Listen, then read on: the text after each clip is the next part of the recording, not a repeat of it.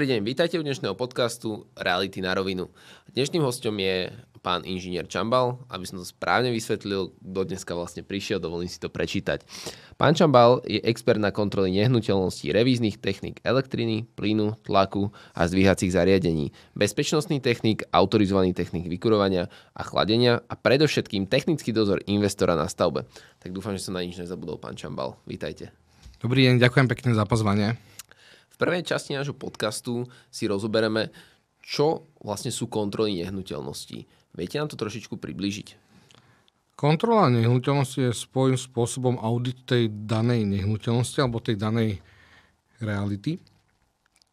A on sa skladá zo dvoch častí. Prvá je právna časť, čiže kontroluje sa, či napríklad cesta pred vašim domom je vaša cesta a či tam napríklad máte zapísané vecné premeno. Veľakrát stáva, že zrovna cesta patrí developerovi. Vy si kúpite dom a vlastne zistíte, že nemáte ako k tomu pozemku pristupovať. Čiže to sa týka tej právnej časti. A tá technická časť je vlastne kontrola nehnuteľností po technickej stránke, kde vlastne patria elektrika, voda, kúrenie, statika a tak ďalej. A výstup tejto kontroly vám povie, v akej kondícii je tá daná nehnuteľnosť. Dobre, poďme si rozobrať trošku viac možno tú technickú stránku kontroly. Predovšetkým z toho dôvodu, že aktuálne máme historicky na trhu asi najviac nehnuteľností, z ktorých si kupujúci môžu vybrať. A dajme tomu, že tie stavy sú rôzne, či už nových nehnuteľností, starších nehnuteľností. Viete nám to trošku viac rozviesť, ako vyzerá taká technická kontrola a prečo by som si to možno mal dať kontrolovať? Technická kontrola má svoje veľké benefity v tom, že vy zistíte, v akom stave a v akom kondícii je tá nehnuteľnosť. Bohužiaľ, treba si povedať, že za poslednú dobu sa svet výrazne zmenil. Mali sme tu COVID, za našimi hranicami je vojna a to sú všetko nejaké faktory, ktoré proste vplývajú aj na tento segment stavebníctva, kde pozorovať, že kvalita výrazne klesá. To znamená, že keď si povieme, že idem si kúpiť novostavbu. Veľa ľudí si predstavuje, že idem kúpovať novostavbu, všetko bude v poriadku, budem tam mať žiadne technické problémy, odchádzam zo starej nehnuteľnosti, alebo nevolím starú nehnuteľnosť, aby som nemusel rekonštruovať. My z realít vieme, že to tak vždy nemusí byť, že niekedy novostavba môže byť horšie postavená, ale vy predsa vykonávate kontroly. Ako to vnímate vy? No, bohužiaľ, dneska už nie sú novostavby tak, ako boli predtým. My to používame taký slangový výraz na to, že rýchlo kvasené nehnuteľnosti, respektíve novostavby, kde určitá skupina, samozrejme nie všetci, ale vo veľkej miery sú tí developeri to berú ako kšeft. Čiže postavia, predajú a nezaujíma ich kvalita vykonanej práce. Čiže často tú prácu robia tí najlacnejší majstri, ktorých viete vlastne zohnať. A o to sa potom odvíjajú aj všetky ďalšie veci, že môže sa vám za 2 roky rozsypať kúpeľňa, pretože majstri zabudli dať hydroizoláciu, lebo stála 200 € a túto položku oni ušetrili. Môže vám tam nastať nejaký elektrický skrat, pretože majstri, ktorí robili kúpeľňu, urobili rovno aj elektroinštaláciu a nikto to neskontroloval. A toto je taký obraz dnešných nehnuteľností a na to si treba dávať pozor. No už musíme aj my konštatovať, alebo aspoň ja teda z nášho toho realitného pohľadu, že tie novostavby nie sú vždy 100% dotiahnuté do skvelého finishu, by som dovolil povedať si. A ten kupujúci musí robiť kompromisy aj pri tom, keď kupuje nie vždy lacnú nehnuteľnosť. Poznám nehnuteľnosti, ktoré sa kupovali s klientmi a nebolo to naozaj v tých najlacnejších lokalitách v Bratislave a boli to možno jedné z tých najdrahších lokalít v Bratislave a tá kvalita nezodpovedala tej cene. Môže sa stať, že keď niekto teda kupuje drahšiu nehnuteľnosť, povie si, že OK, tu všetko 100% bude dobré, že niečo bude pokazené alebo niečo bude zlé. Stala sa vám taká situácia pri drahších nehnuteľnostiach? Áno, stáva sa to a bohužiaľ to stáva bežne. A nestáva sa to iba pri drahších, stáva sa to aj pri tých lacnejších. Proste je to vec, ktorá sa aktuálne na tom trhu deje a treba sa k tomu tak aj postaviť. Že proste tá kvalita práce išla výrazne proste dolu. Je tu rôzna fušerina a prámení to aj z toho dôvodu, že veľa ľudí proste zmenilo profesie.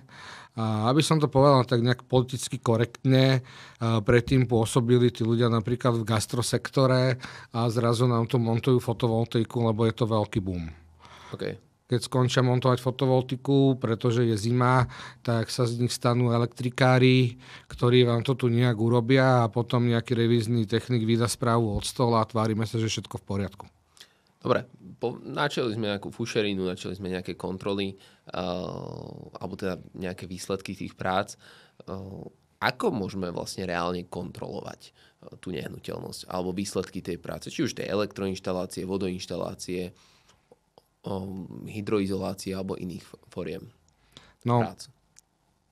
Je to proste tak, že vy viete skontrolovať veci jedine meraním. Vy napríklad, keď máte elektroinštaláciu v stenách, vy neviete povedať, či ten kábel je dobrý alebo není dobrý. Ale meracím prístrojom viete do neho pustiť vyššie napätie a viete preskúmať, či tá izolácia vydrží alebo nie. Viete tam zmerať tzv. Impedanciu poruchovej slučky a viete povedať, že či ten obvod je v poriadku alebo nie je v poriadku. A toto sú práve veci, ktoré vám povie revízny technik. Takže preto sa to kontroluje. A keby som to mal nejako zosumarizovať, tak vždy sa kontrolujú veci, ktoré nie sú vidieť. To je elektrika, plyn, tlak, vodoinštalácia a tak ďalej. A tie sa dajú kontrolovať iba meraním. Keby som zobral napríklad taký ďalší príklad, že plynoinštalácia alebo vodoinštalácia. Tak vy máte v stenách nejaké rozvody plynu alebo vody a vy neviete, v akom stave sú a neviete ani fyzicky skontrolovať, či tam nie je nejaká dierka. A práve vtedy sa urobí tlaková skúška, to znamená, že natlačí sa to potrubie nejakým tlakom a po nejakú dobu sa pozoruje, že či ten tlak tam je taký istý alebo nie. Ak je menší, ako tam bol pred pol hodinou, znamená, že niekde tam je únik a niekde to bude fúčať. Dobre, poďme trošku do praxe. Áno. Ako maklér predávam 3-4-ročnú nehnuteľnosť. Môže to byť kľudne rodinný dom. Ten rodinný dom vyzerá naozaj dobre, veľmi málo obývaný. Rodinnému domu dostanem nejakú projektovú dokumentáciu, revízne správy a tak ďalej. Tým pádom považujem tú nehnuteľnosť za v poriadku. Lebo samozrejme prešla kolaudáciou, je to nedávno a na prvý pohľad sa nejaví nič zlé. Môže sa stať, že nehnuteľnosť sa predá a zrazu začne problém s elektroinštaláciou. Ten problém nebol zjavný v čase predaja nehnuteľnosti, ale stal sa zjavným potom predaj, aspoň teda tak tvrdil majiteľ nehnuteľnosti a môže tvrdiť majiteľ nehnuteľnosti. Môže sa stať, že revízna správa nebola dobre napísaná? Môže. A bohužiaľ sa to aj deje. Je to, žiaľ Bohu, spôsobené asi trhom, ale veľakrát mnohí revízni technici, bohužiaľ tí nepoctiví, napíšu tú revíznu správu tak povedať od stola. Že neboli tam, neskontrolovali to, vydajú tú revíznu správu, a ktorá sa tvári, že je relevantná a v princípe nie je. Aký to môže mať následný vplyv vydanie zlej revíznej správy? Teda ja ako bežný laik možno, alebo teda nemám až také vedomosti s tým, že čo by to mohlo všetko spôsobiť. Viete nám to priblížiť? Vydanie takejto klamlivej revíznej správy znamená to, že vás to kvázi zavedie do omylu. Pretože vy máte nejaký posudok v ruke a tá revízna správa, respektíve odborná prehľadka, odborná skúška, lebo tak nám to hovorí zákonom, pozná iba tento jeden pojem, tak výsledok je, že či tá elektroinštalácia je schopná bezpečnej prevádzky alebo nie je. A pokiaľ ten rezultát je, že je to schopné bezpečnej prevádzky a pritom nie je, tak vy ste vlastne v omyle. A teraz tam potom hrozia mnohé veci, že keď sa niečo stane, tak príde nejaký likvidátor z poisťovne a môže začať rozporovať tú správu. Alebo môže začať rozporovať niekto úplne iný. To znamená, že keď máme nehnuteľnosť poistenú, čo väčšina nehnuteľností na Slovensku je poistená, ale revízna správa nie je dobrá, je stará, je zle napísaná, je klamlivá a pri likvidácii nejakej prípadnej poistnej udalosti sa zistí, že tá revízna správa bola zlá, môžete prísť k tomu, že príde možno ku kráteniu poistného alebo vôbec nevyplneniu poistného. Zažili ste niekedy nejaký takýto príklad? Áno, keďže robím pre poisťovňu. OK. Funguje to tak, že nastane nejaká poistná udalosť a v prvom rade na tú škodovú udalosť príde nejaký likvidátor. Otvorí sa tzv. Likvidačný spis a teraz tá poisťovňa, ona chce zaplatiť to, čo ste tam mali v tej kvalite a v tej danej výške škody. Hej. Že keby som to priblížil, tak keď vám zhorela 10-ročná strecha, poisťovňa chce zaplatiť cenu 10-ročnej strechy. Nie je to tak, že by poisťovňa nechcela zaplatiť. Druhá stránka, alebo by som povedal optika toho celého je tá, že poisťovňa chce zaplatiť, pokiaľ ste to mali v poriadku. Čiže poisťovňa si vyžiada od vás revíznu správu k elektroinštalácii, k plynoinštalácii, ku kotlu, ku komínu a tieto veci musíte predložiť. Pokiaľ ich nepredložíte, poisťovňa bude mať za to, že si nesplnili svoju zákonnú povinnosť, ktorá pramení z nejakých zákonov. Vy by ste sa v zmysle aj stavebného zákona mali starať o vašu nehnuteľnosť, to málo kto vie. A keďže ste si ju nesplnili a neviete vy dokladovať, že tá vaša nehnuteľnosť bola v poriadku, tak poisťovňa 100% pristúpi ku krátení, ak vôbec k plnému zamietnutiu tej poistnej sumy. OK.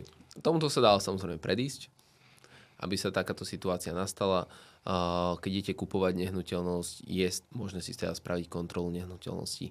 Z realít som zvyknutý na to, že predovšetkým pri predaji možno rodinných domov sa nezvyknú predávať na prvej obhliadke. Príde nejaký známy na druhú obhliadku, nejaký technický, urobí nejaký technický posudok tej nehnuteľnosti, veľakrát je to možno stavbár, inžinier z oblasti stavebníctva, môže byť aj revízny technik, ale je možné, aby si niekto skontroloval nehnuteľnosť aj sám, keď nemá príslušné vzdelanie a možno príslušné vybavenie na to. Ako predpokladám, že na to, aby ste urobili dobrú kontrolu, musíte byť aj riadne vybavení na to. Či mýlim sa?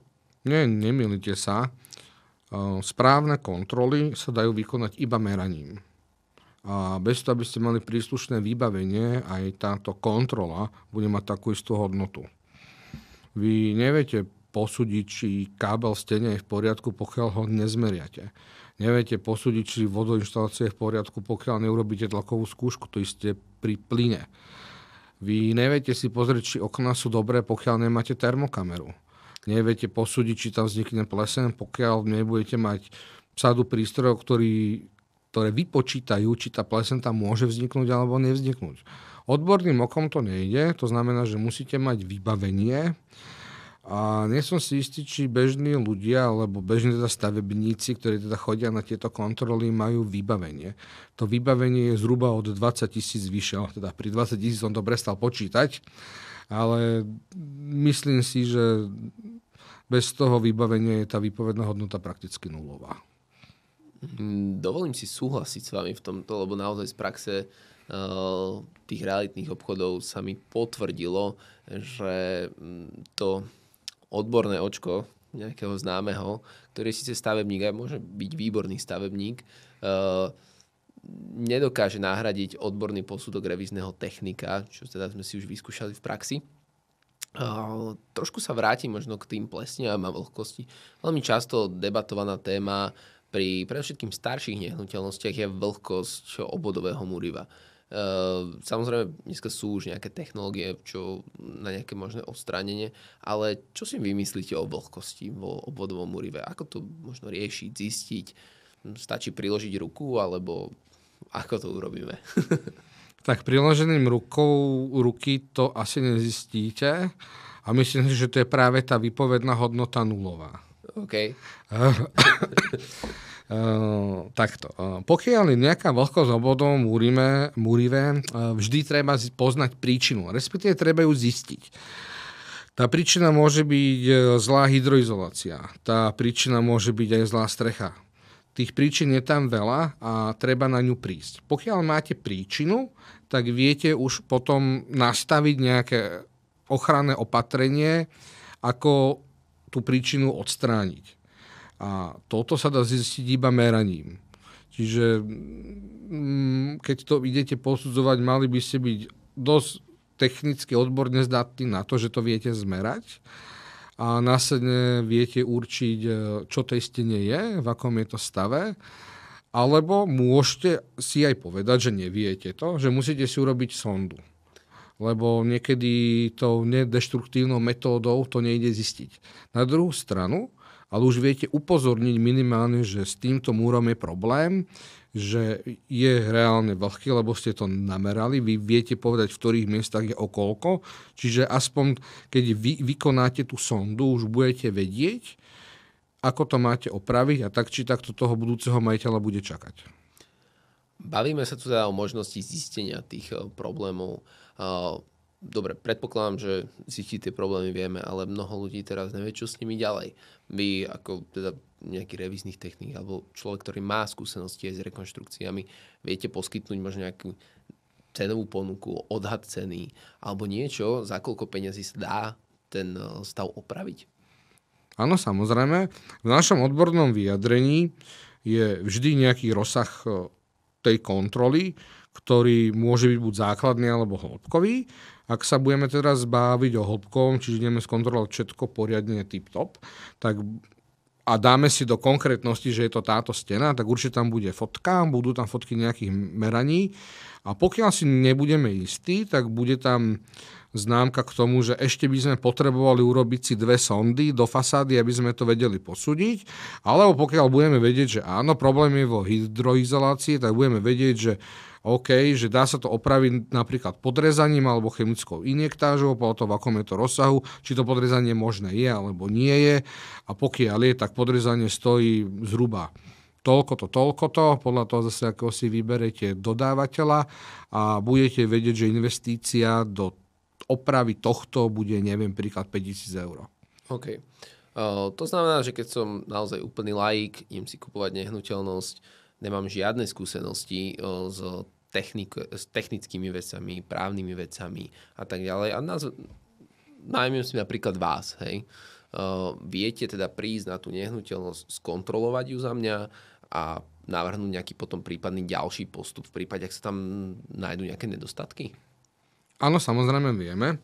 Kontrola prebieha v takom rozsahu, že my prídeme, navnímame tú stavbu, pretože tých stavieb je veľa, každá stavba je individuálna a nie každý predávajúci je poctivý, takže veľakrát je to ako hra na skrývačku, že vidíte, že je vymalované, takže to je prvá indícia, že prečo to tak je a už viete, že ste na tej stavbe hodinu dlhšie. Alebo vám niekto dá do ruky klamlivú falošnú revíznu správu, kde vidíte, že všetky namerané hodnoty sú také isté. To je ďalšia indícia, že elektroinštalácii sa musíte venovať podrobnejšie, plus 2 hodiny naviac, ako ste chceli, pretože vy nemáte istotu, že to v poriadku, lebo vidíte, že tá správa vydaná od stola. Každopádne náš výstup je nejaký písomný, má to väčšinou viac ako 20 strán, sú tam uvedené závady, možnosti a opierame sa o nejaké normy a o nejaké vyhlášky a nejaké technické predpisy tých výrobcov, že ako by to malo byť správne spravené. OK. Myslím si, že dokážete teda zodpovedať tomu kupujúcemu, že kúp tú nehnuteľnosť, budeš mať takú a takú investíciu, alebo nekupuj tú nehnuteľnosť, lebo sú tam závažné technické závady. Hej?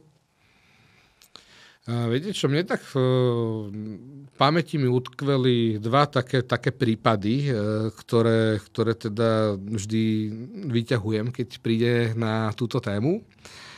Prvá bola jedna kočka, ktorá si kúpila komplet zrekonštruovaný trojizbový byt. Javilo sa, že to naprosto úžasné a po mesiaci je splesniveli všetky veci.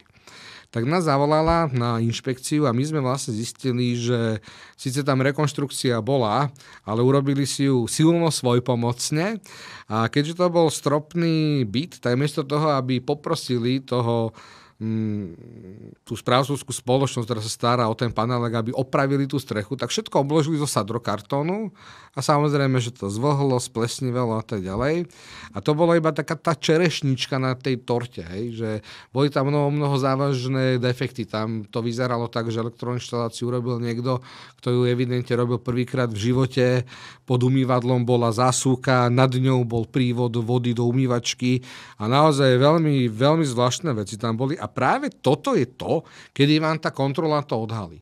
Pretože kočka si kúpila byt za, neviem, 150 000 eur. Že to už sa stalo vlastne pokúpenie. Áno, to sa stalo pokúpe a náklad na opravu je ďalších 50 000 eur. A čo teraz ďalej s tým? Žalujeme to. OK. Samozrejme, my máme aj právnika, takže my vieme toto poskytnúť, túto právnu súčinnosť a keďže sa k nám nepostavili dobre a neposkytli zľavu, lebo evidentne ten predávací ju proste účelovo zaviedol, tak sme to zažalovali a je to aktuálne na súde. A druhý príklad, ktorý je... Skúsme taký optimistickejší. Nech ľudí úplne neodradíme od toho, že máme iba zlé prípady. Hej? Že, čo ste možno sa vám podarilo zachrániť človeka nejakým spôsobom? Mali sme jednu vilu, asi za 3 milióny eur, ktorá bola odprezentovaná, že naprosto úžasná. Iba si zoberiete kufrík, nastavujete nejaký ten nábytoček a ste safe za vodou, môžete si užívať krásy. Samozrejme, že majiteľ budúci bol veľmi obozretný a zavolal nás tam na inšpekciu. Viete čo, našli sme iba závady v hodnote 200 000 eur. A zrazu tá inšpekcia začala dávať zmysel, pretože budúci majiteľ povedal, aha, hop chlapci, tak OK, vy chcete, aby som vám dal 3 milióny, ale ja tu mám závady za 200 000, takže buď teda 200 000 mi dajte zľavu, alebo opravte to a ja vám dám potom tie 3 milióny. A tu je vlastne pekne vidieť vlastne, jak tá inšpekcia v realite zafungovala. OK, keď niekto by si chcel spraviť, to veľmi prínosné, teda, keď sa chcete chrániť pred tým, ako podpíšete zmluvu, alebo finálnu, kúpnu zmluvu, alebo teda možno už aj rezervačnú zmluvu, a chcete si byť istí toho, čo kupujete, zavolajte pánovi Čambalovi, určite vám zodpovie veľa informácií o kupovanej nehnuteľnosti. Keby som tak na záver sa mohol spýtať, viete mi povedať nejakých ľahkých 5 typov pre človeka, ktorý ide naozaj prvýkrát kupovať nehnuteľnosť a nevie sa rozhodnúť, či si zaplatí službu audit nehnuteľnosti. Ako pozoruje, že niečo nie je v poriadku? Ťažká otázka. Každá stavba je individuálna, ale začal by som asi tým, že prvú vec by som si vypýtal dokumentáciu. Vypýtal by som si revíznu správu, projekt, tlakové skúšky by som si vypýtal. Proste bežné veci, čo tá nehnuteľnosť by mala mať, by som si pýtal. Pokiaľ by som to nedostal, tak to je to prvé to rozblikanie červenej kontrolky, že hop, tuto asi niečo nebude v poriadku. Takým druhým typom by som mal, že pokiaľ ten človek nechce vám tu ukázať, že prídete na kontrolu a niekto vám povie, no tak chlapci, máte 20 minút na to, aby ste to vybavili. Za 20 minút si nevyložím ani vybavenie z auta a neprinesem to tam, kde treba. Nie na to, aby som ešte niečo odmeral, aby som to vyhodnotil. A bavme sa o bežnom laikovi, hej? Je to pani, 35 rokov, poviem príklad, nikdy nekupovala nehnuteľnosť. Ako to môže ešte identifikovať? Vy za 20 minút nevyberáte veci, ale on si povie, OK, nevidím tu žiadne zatekance, je to v poriadku. Môže to byť v poriadku? No to už ťažko posúdiť. To už je na nej, že či si trúfne to kúpiť alebo netrúfne, pretože tie nehnuteľnosti nestoja 5 eur a pre mnohých z nás sú to investície na celý život. Takže ja osobne bez nejakej previerky by som si teda nekúpil niečo. Takže prvý asi aj posledný tip môže byť to, že kupujte preverené nehnuteľnosti. Však? No ja by som povedal, že iba preverené nehnuteľnosti. OK. Ďakujem moc krát, že ste dneska prišli.